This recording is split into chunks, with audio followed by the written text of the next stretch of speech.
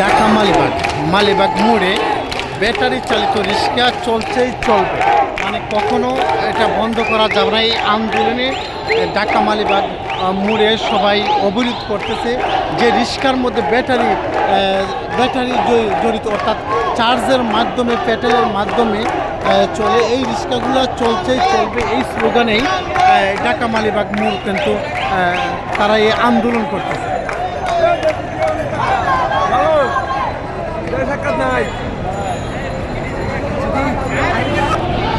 Police অর্থাৎ প্রশাসন এখানে নীরবতার সাথে দর্শকের ভূমিকায় আছে। তারা এগুলা দেখতেছে, মানে দেশে আসলে হচ্ছে। এখানে দেখেন, এখানে রাস্তা ব্লক করে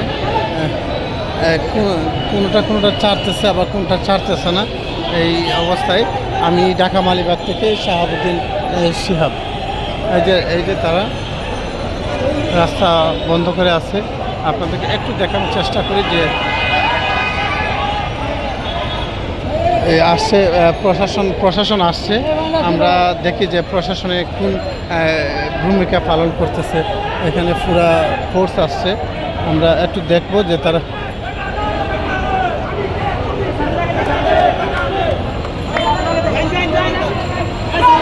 আমরা দেখব।